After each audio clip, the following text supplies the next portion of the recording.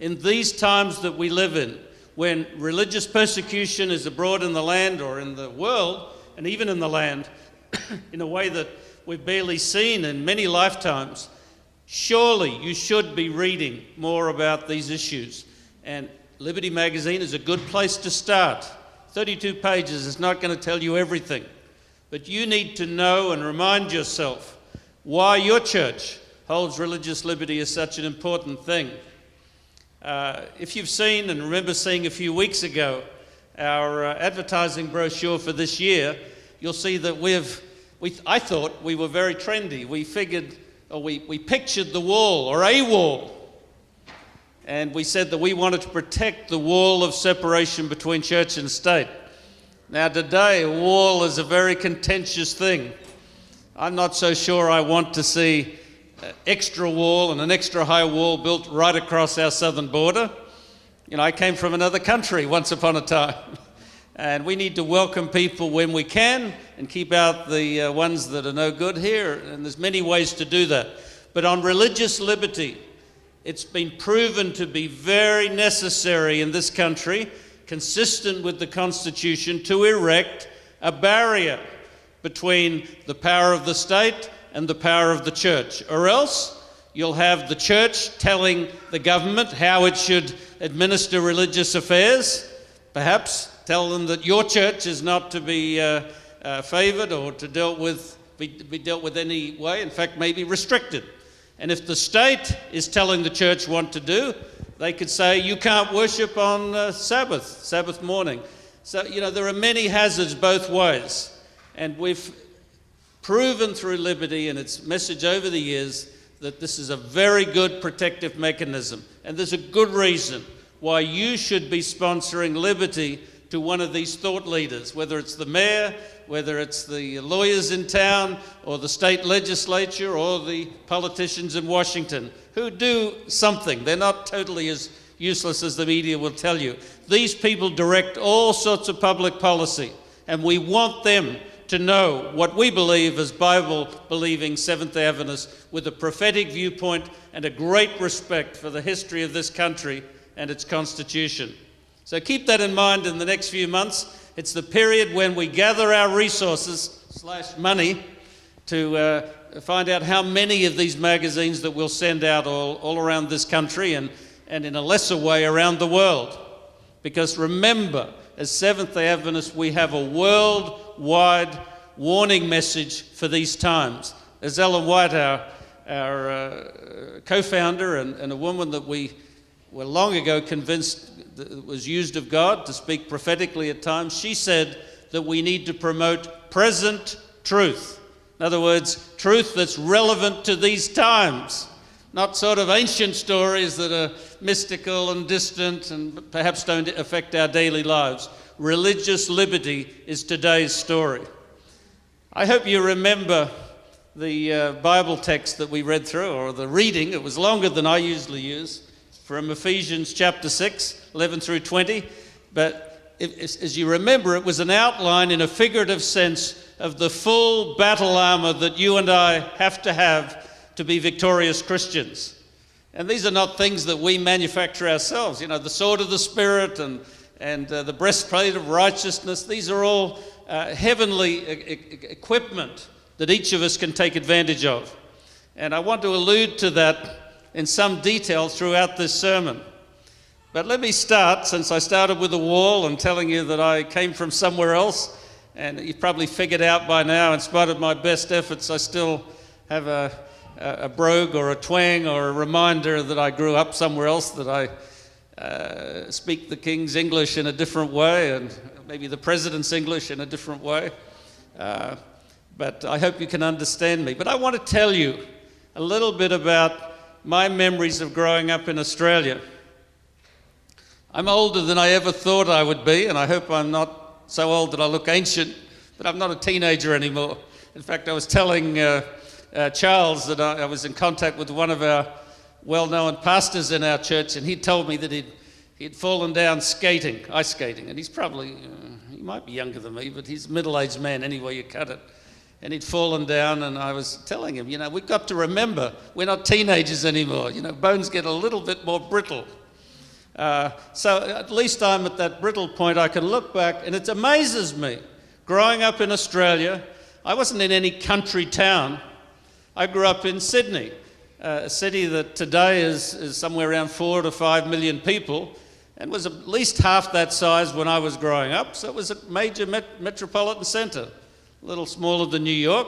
But, you know, in Australia is no mission field in the cultural sense. It was a civilised place. But I can remember the bread trucks coming down the street pulled by horses, and them opening the back and that beautiful smell of the fresh baked bread that they delivered every day. I can remember men coming down with long sticks on their shoulders that they sold to the housewives to prop up the clotheslines, because even to this day, well, you can buy clothes dryers pretty readily in Australia, electric clothes dryers. Most people like to hang up their clothes to get that fresh smell, and they can do it with a milder climate, of course. I can remember out the back of the first house we lived in, you had to walk down the garden path to a little shack there to do your business. There wasn't a sewerage system. Amazing. And it was a modern city. I can also remember with some bewilderment walking, that I walked every day for the first 3 or 4 years of school, where we were first living, to a public school, several miles. Now, my son and daughter are getting a lot older now. They're in their teenage years. I would not have let them walk that far when they were growing up. Never. But after the first day, that I remember involved a lot of tears and screaming and yelling, not just by me, all the little kids being torn away from their parents. After that first day, I walked. And it was down the road of our development.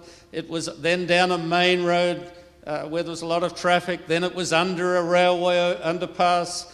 Then it was through a little town, again over another train station overpass, and another half a mile or so, and I was at a school that, if you've got any literary remembrance from your studies, was very reminiscent of a Charles Dickens era school.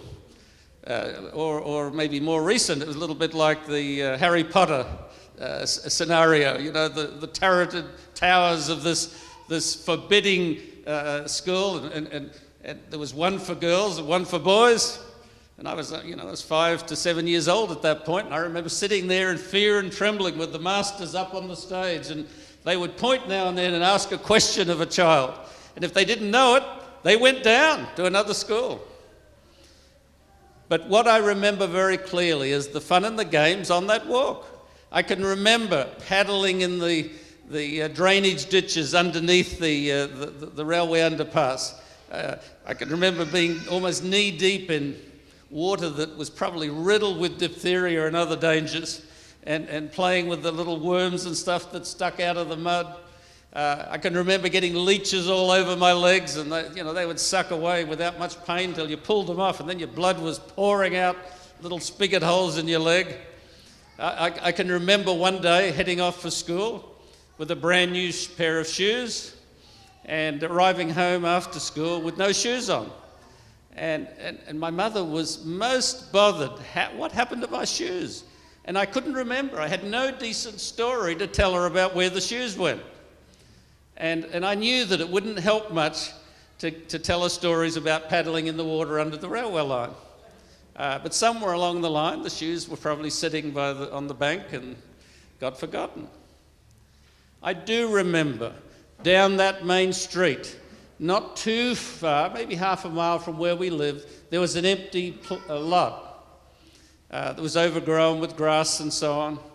And I can remember many occasions with other kids walking home from school, stopping in there, and on a dusty cleared spot, we'd scribe a circle in the dust and put a whole collection of marbles there, and then from the outside we'd fling our marbles at it. And if we could knock any other marbles out of the circle, we got to keep them. Of course, which put a great premium on those of us that had ball-bearing marbles. They just didn't budge easy. But I remember as though it were yesterday, one summer day, walking past that empty block, that had usually held a lot of interest of playtime, seeing there that day there was a big tent, like a circus tent, being erected. And there was a big sign out front with a graphic illustration of a knight in armour with his sword raised. That was one picture. And then on another one, there was a man in an ancient costume from the 1600s and breeched trousers and so on, and sort of a backpack on his back that was bowing him down, a picture of him walking. And then there was bannering that said that there was a serialized story being told every day after school, and come and join with us, and you'll find out the fun and the thrills of this story. And they're just like a circus. There was a guy out front barkering, and pitching the whole thing. Come on, kids, come on inside. And I came, and I continued to go. And I remember too, a week or two after that, when I was really into this story, I was sitting there, and suddenly I was aware that both my parents had come in the tent, were hunting for me, and they dragged me out. I didn't even know that they knew I was there. But what had happened that day, I was supposed to go to the dentist. And wonder of wonders, I chose to go to the tent rather than the dentist, so they'd come looking for me. But that story changed my life at that time. And as Charles and John know very well, I'm still interested in that point of history that story came out of, because it was based on a book written in the 1600s by a man named John Bunyan at a time in England when they were in a civil war that turned into a religious war. They were at a time of great upheaval. And religion was very important to those people. And the man that wrote that book, John Bunyan, wrote it from jail. He spent quite a few years in jail, and one stretch of about 11 years he spent in Bedford jail for preaching without a license. There's plenty of people in this country that preach without a license, and you generally don't get dragged out of your church and put in jail, no matter what you say. Although it's worth remembering that even in this country, if you hold church services in a private home, you sooner or later will get into trouble with the law, with zoning regulations, and you might find that you're in court and that you're fined, and if you don't go along, you might go to jail. That's happened a few times. But it was radically different back in John Bunyan's era. And as I say, the Puritans, that you know of briefly from US history, but back then the Puritans were a major religious faction in the life of England, and the Puritans ended up becoming the dominant factor in a Civil War battle whereby they were victorious and they became basically the ruling class. There's a cover of Liberty magazine. I know it's a big church and a long way, but some of you might be able to see it, even though it's in monocolor. This is the latest issue. One's coming off the press this weekend, I hope. But till then, this is our January-February issue. And it's called The Front Line of Faith. And there's a woodcut illustration from an early edition of Pilgrim's Progress. And you can see there's the knight in his armour with his sword, back in the corner, really pushed back and on the defensive with his shield up against a great monster coming from the sky with a lion's head and scales and the darts that we read about in our Bible text. This is one of the scenes from Pilgrim's Progress. John Bunyan, when he wrote it, said that it was a dream telling the story of a Christian or of a pilgrim making his way from this world, the city of destruction, to the next, the glorious city, where the shining ones live, heaven. And he said it was a dream, and some people have said it's an allegory, and others have said it's fiction, which is really nonsensical. But it's real in the truest sense, because he told in figures that were just exciting and dramatic the battle that each of us, you and I, are going through in our efforts to shake off our old nature and live a life as a Bible-believing, Christ-following Christian and make our way to the end of our life and the beginning of an eternal life with Christ. That's a battle that is ageless. Ageless. The time of John Bunyan was very interesting, and I've thought about it lately, and I don't know any more than John your political sensibilities, so I've got to be very careful. And we have a right to vote as we want here. I think we're all, no matter what party sympathy we have, we're all a little bit apprehensive with the way federal government is being managed at the moment. It's certainly not a traditional time. But let me tell you what the time was in John Bunyan's era. A little bit similar. There was a ruler, the second, but the beginning of an experiment in England of a king over England and Scotland. Until that point, they'd had a separate king in England and a separate king in Scotland. And Charles I was just getting used to the idea that he was now king of both kingdoms, and he didn't much like Parliament. He was in constant war with them. And in fact, for a number of years, he didn't even bother to talk to them. He didn't call them, he didn't want them, thought that he could do it on his own. He was very autocratic. And then an issue came up with Scotland where an issue of who would appoint the bishops. It was called the Bishops' War. And the king needed money for his big pet project. His wasn't a wall, but it was a war.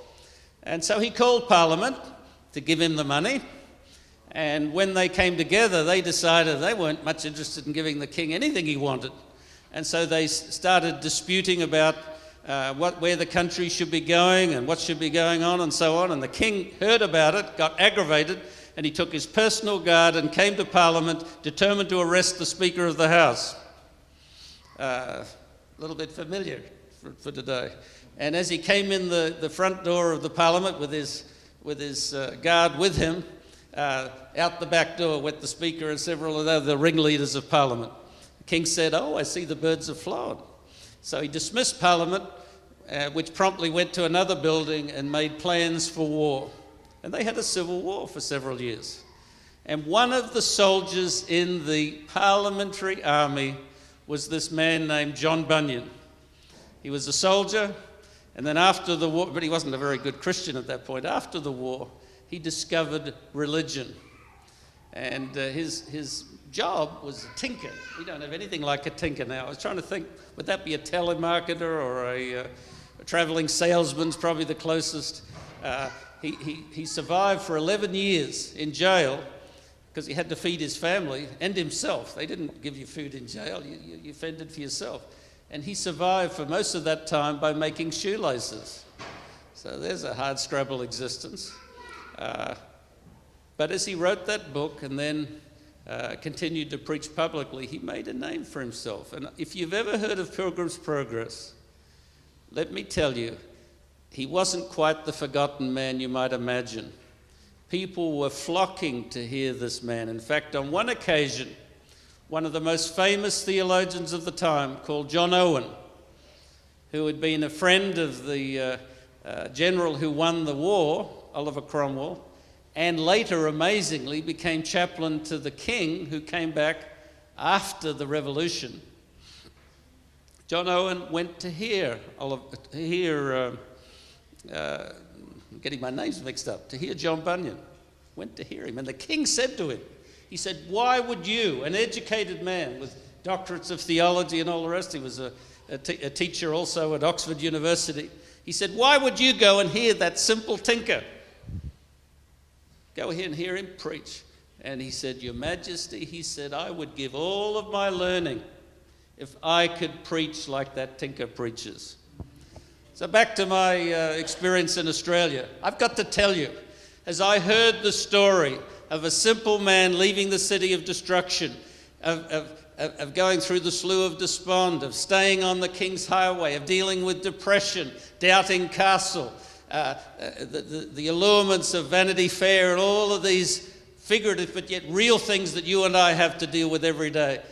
It just drew me in. And I remember being so exalted, or a feeling of exultant joy when I saw that there at the cross and the tomb, his burden fell away. But there was one episode in Pilgrim's Progress that really stuck with me. And that's why I picked this picture out. And I want to share something with you. My wife gets mad at me for reading, but I want you to get a sense of what Pilgrim's Progress is like, those of you that haven't read it. It says in Pilgrim's Progress, chapter 4, that Pilgrim, Christian, equipped, as we were told in Ephesians and in that picture, equipped with his armour, he came across a giant, a fiend, in the valley of humiliation. And I'll read you a few paragraphs. It says, I'm trying to think where to pick it up. Apollyon met him. And Apollyon is another name for the devil. And now it says, the monster was hideous to behold. He was clothed with scales like a fish. They are his pride. He had wings like a dragon and feet like a bear, and out of his belly came fire and smoke, and his mouth was as the mouth of a lion. When he was come up to Christian, he beheld him with a disdainful countenance, and thus began to question with him, Whence come you, and whither are you bound? Christian said, I am come from the city of destruction, which is the place of all evil, and I'm going to the city of Zion. By this I perceive, says Apollyon, thou art one of my subjects. For all that country is mine, and I am the prince and god of it. How is it then that thou hast run away from thy king? Were it not that I hope that thou mayest do me more service, I would strike thee now at one blow to the ground.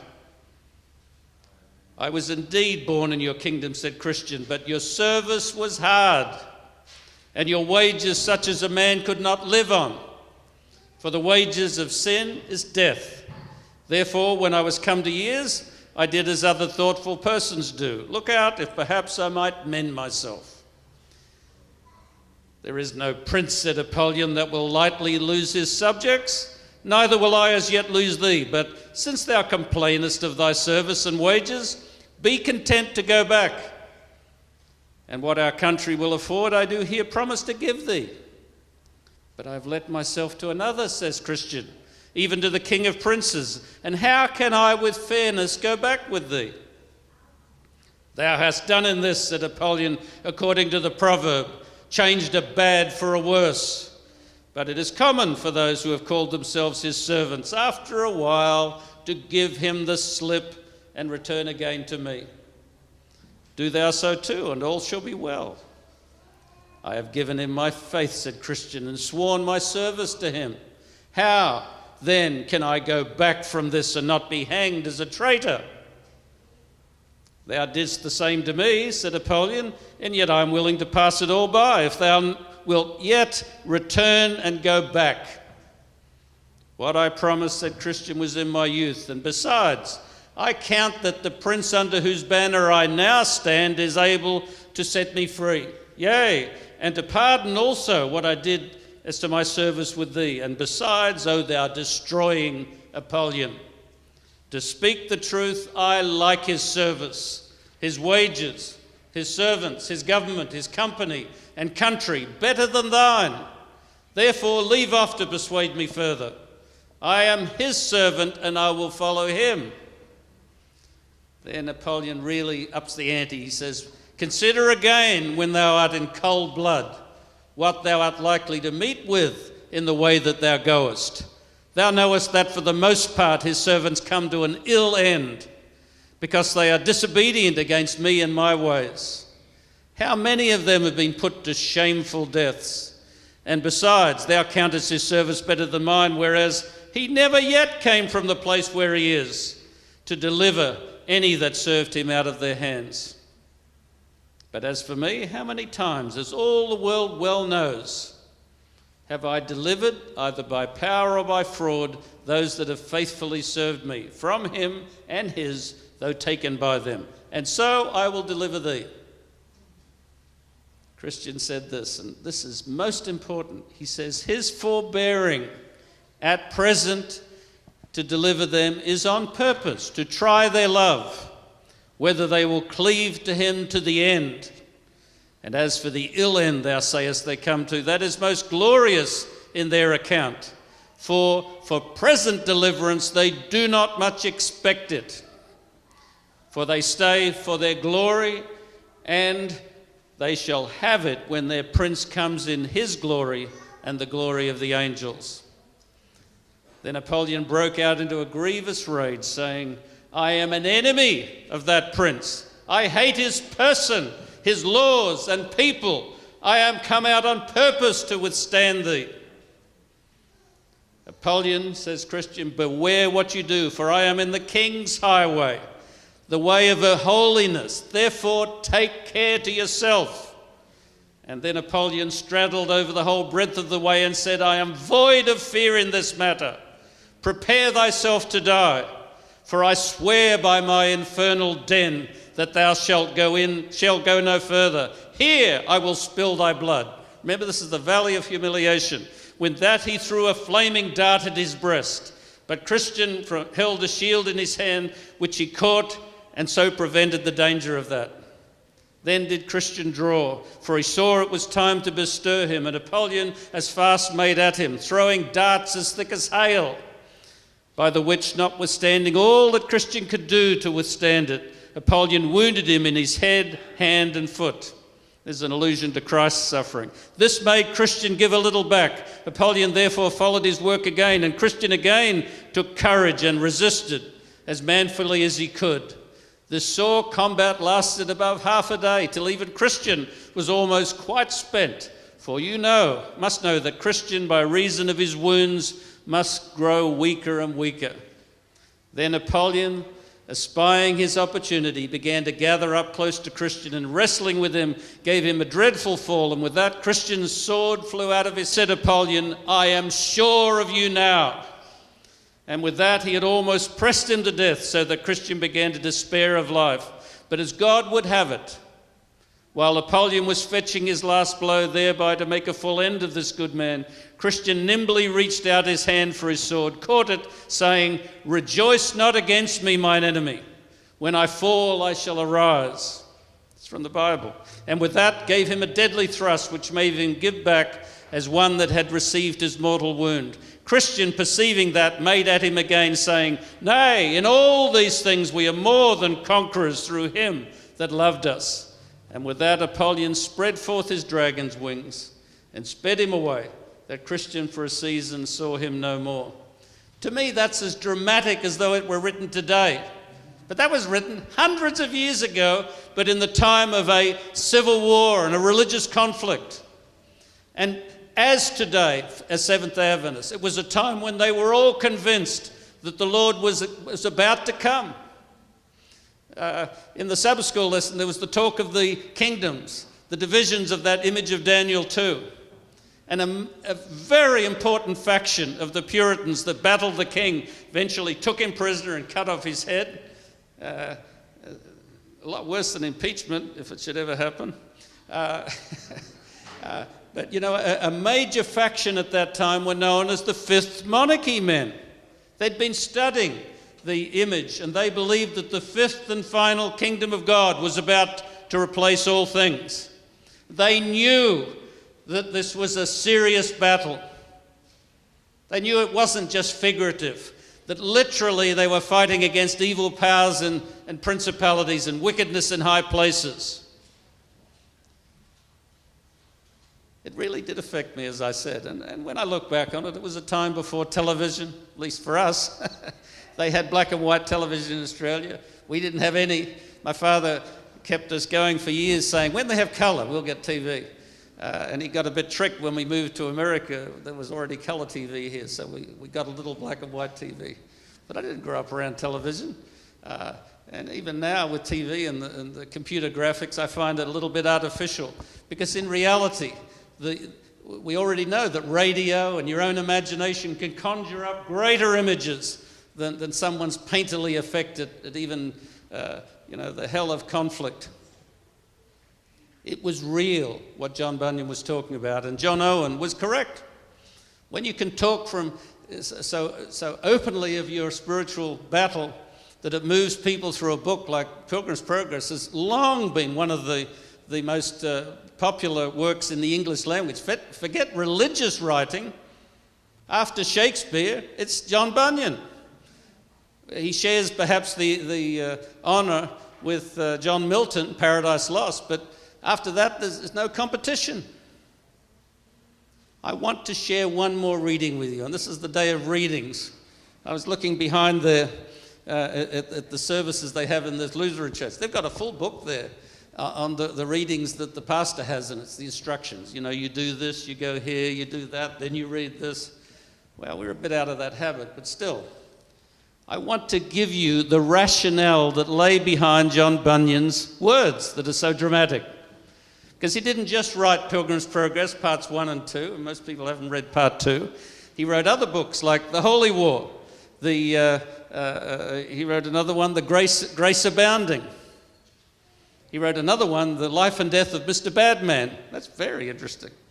But Grace Abounding is his biography. He tells there, first person, how he changed from a foul-mouthed soldier and a profligate and not at all religious to the powerful preacher of spirituality that he became. And again, let me read this. Remember the leeches. It's very important at the end of this. I doubt around here you've seen them, but they were real for me, big.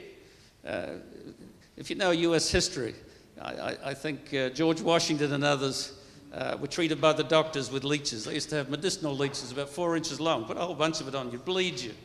They could take off pints of your blood if you let them. This is what John Bunyan said, and it's just a small part of his book with a very long title. In fact, the title was originally The Brief Relation of the Exceeding Mercy of God in Christ to His Poor Servant John Bunyan. I don't know why they liked such long titles back then, but they clearly weren't selling them on the newsstands. But this is what John Bunyan said. He said, I fell into company with one poor man that made profession of religion, who, as I then thought, did talk pleasantly of the Scriptures and of the matters of religion. Wherefore, falling into some love and liking to what he said, I betook me to my Bible and began to take great pleasure in reading, but especially with the historical part thereof. That describes 99% of us Adventists, I can guarantee you. Love to treat it as a book of platitudes and historical allusions, and you find out about the nation of Israel and so on. He says, thus I continued about a year, all of which time our neighbours did take me to be a very godly man, a new and religious man, and did marvel much to see such a great and famous alteration in my life and manners.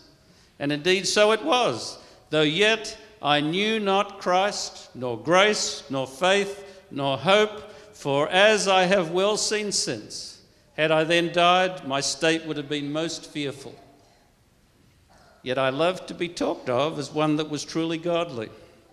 I was proud of my godliness, and indeed I did all that I did, either to be seen of or to be well spoken of by men. But upon a day, the good providence of God called me to Bedford, he said, to work on my calling. And I'm not sure if he meant his preaching or his tinkering.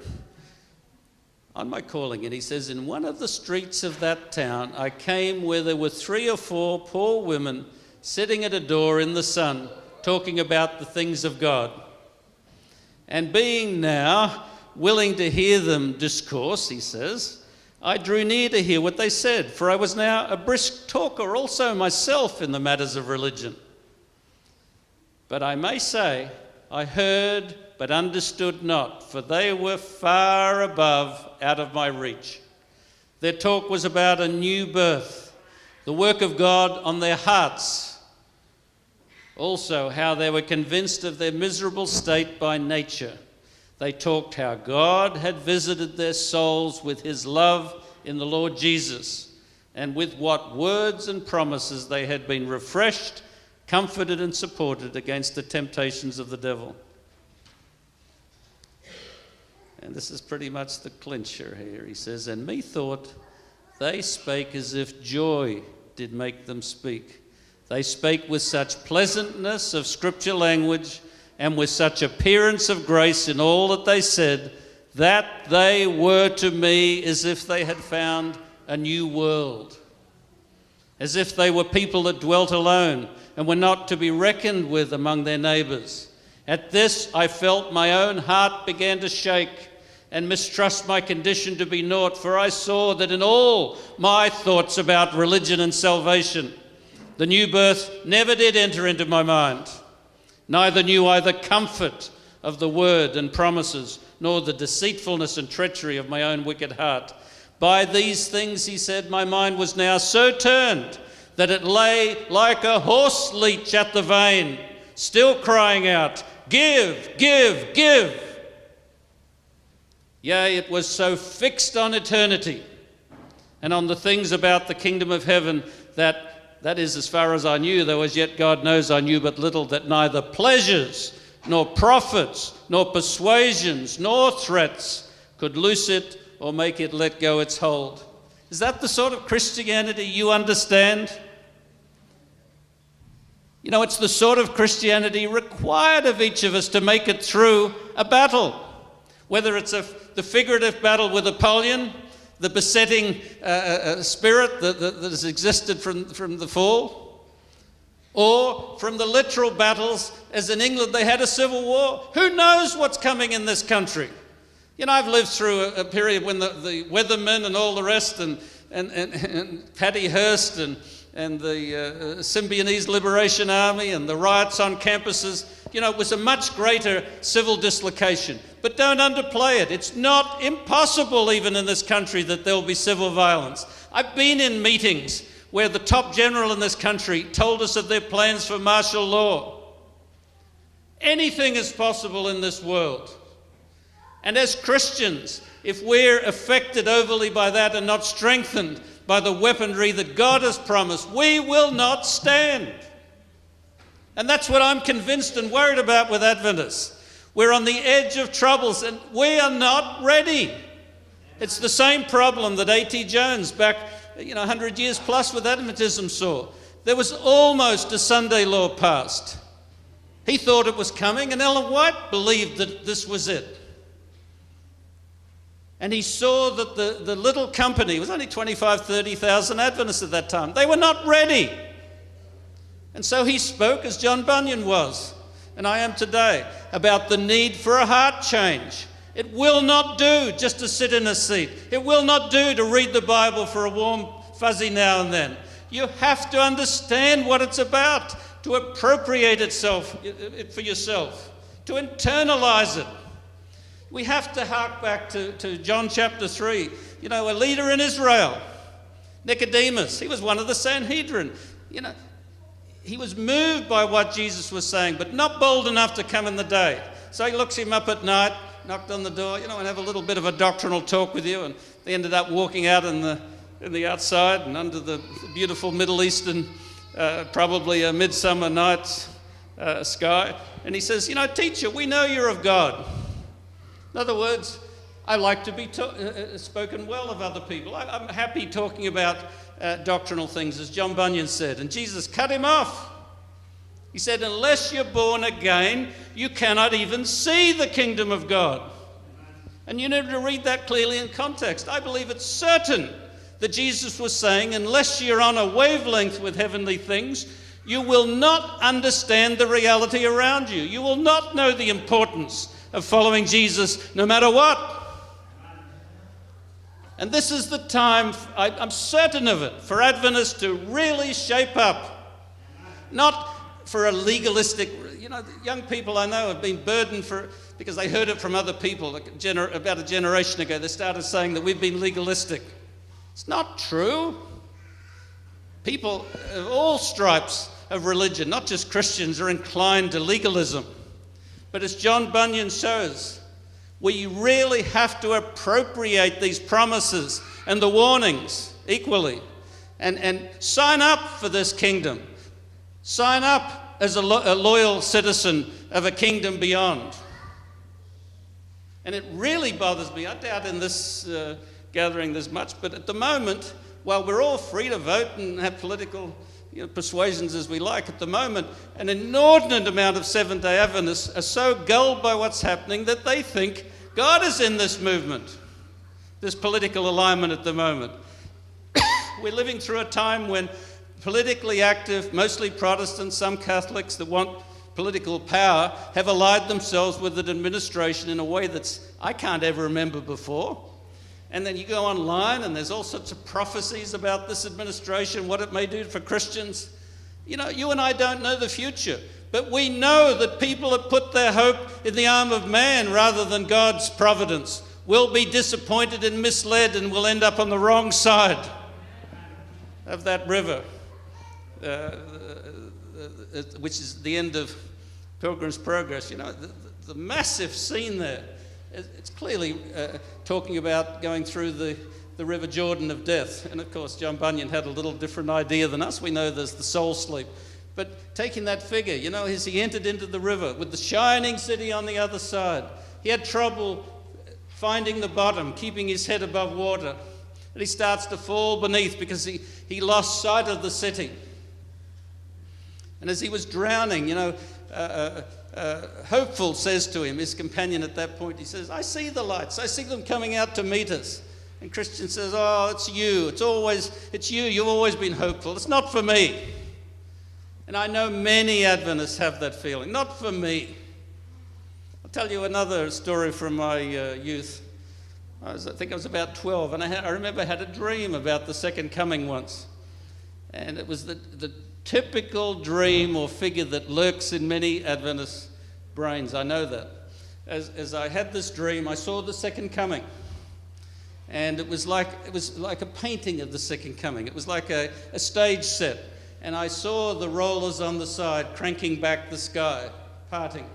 And through this, and then the trumpets were being mechanically moved up and down, and they were rather tinny sounding. And then as the sky was drawn back, I saw sort of a cardboard cutout of the heavenly host coming toward me. And I remember thinking clearly, I must look happy. I must look happy. That's what we're told, right? Absolutely forgetting what Great Controversy tells us, that some little time before the return of Christ, those that are sealed and faithful are going to be informed of the moment of God's coming. Not a surprise. So it's not a matter of toughing it out, although I'm certain of any time of trouble, as always is the case, there will be some that don't quite believe that you know, hang about those that are going through that time of trouble and being sealed. There'll always be doubters and dissemblers. It was a dream that really troubled me at the time. And obviously I was young, I really hadn't formally understood it. But I know that that's the besetting sin of Adventism. We have doctrines that most of us don't know, 28 fundamentals. Could be 30, it could be 25. It's varied over the years, although the composition of those doctrines have not changed in our lifetimes. They were pretty much fixed at the time of the pioneers, and Ellen White once outlined them, and she could only name about 4 or 5, and they're the basis of the 28 that we have today. We know them reasonably well, although you couldn't pass a written test on them. But what we don't know is Jesus. What we don't have is an internalization of what all of this means. And at the end of the day, that's the real nitty-gritty. At the end of Pilgrim's Progress, it's very interesting. They were welcomed into the city by the shining ones, which will happen to us one day, if we're faithful. And he said he saw ignorance, another character, jumped over the wall and sort of went to the end of the game and hired a boatman called Vain Hope to row him across the river to the shining city. And he knocks on the door. And ignorance was sent packing. The doors were not open to him. Maybe presumption would be a better word for it. We are not saved by being Seventh-day Adventists any more than John Bunyan was saved by being a Puritan. You're not saved by calling on the name Jesus. Remember, at the end of the day, you know, people will say to Jesus, you know, I cast out demons in your name. He says, depart from me, I never knew you. We have to be people that understand Jesus in our heart, have a heart relationship. I'm going to end by one last reading. I'm in a real reading mood today, but I'd rather you heard someone else's words than mine. I'll go to a great preacher that I know I quoted last time, Charles Spurgeon, a Baptist minister of 150 years ago, at the same time that our church was beginning.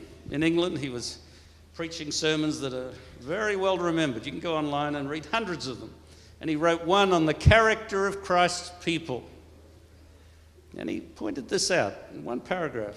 He says, a Christian is as essentially different from a worldling as a dove is from a raven or a lamb from a lion.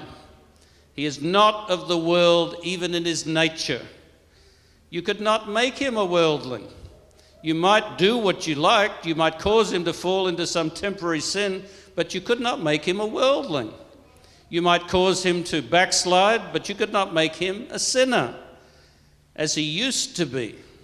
He is not of the world by his nature. He is a twice-born man. In his veins runs the blood of the royal family of the universe. He is a nobleman. He is a heaven-born child. His freedom is not merely a bought one, but he hath his liberty as his newborn nature. He is essentially and entirely different from the world. And then he spoke to his audience. He says, there are persons in this chapel now who are more totally distinct from one another than you can even conceive. I have some here who are intelligent and some who are ignorant, some who are rich and some who are poor. But I do not allude to these distinctions. They all melt away into nothing with this great distinction: dead or alive, spiritual or carnal, Christian or worldling. And oh, if ye are Christ's people, then ye are not of the world in your nature. For ye, and then he quotes the Bible, are not of the world, even as Christ was not of the world. I hope that, I don't know about you, but I hope today we can gain a little of that inner understanding of what it always is meant to be a Christian. And at different times, like that Civil War period in England, it occurred to a large number of Christians that this serious battle was real, not figurative, and that in this battle they had to make up their mind which landlord they were the most loyal to. Apollyon, the fearsome landlord who wouldn't let you away on pain of a battle for your life, or God who promised an eternity of bliss in that shining city beyond the river. It's the same today. And I believe the same challenge is before Adventists as that time in 1888 when our religious liberty work really began, and it will be the same right to the very end. Nobody's going to fake their way into heaven. And my dream was troubling to me today. It's not an artifice. It's not like this is the real world and the spirit, the world of the Bible is just sort of hand-cranked stagecraft. It's the reality. This is the temporary passing experience that will fit us for a life of heaven. God bless you each, and please remember religious liberty. It doesn't exist in a vacuum. It's not a program of the church. It's a description of how you and I each will carry on our spiritual battle for survival here and in the world to come. Let's bow our heads for a benediction. Dear Lord, we thank you, as always, that you've given us great and exceeding promises, and that you've fitted all of us who have opened our hearts to the equipping of the Spirit, that you've fitted each of us with all the weapons we need to be victorious over these principalities and powers. I pray that each person here will look to that challenge and answer it in a positive way so that we can all be together on the sea of glass in the shining city and the eternity of bliss. Is my prayer for Jesus' sake. Amen.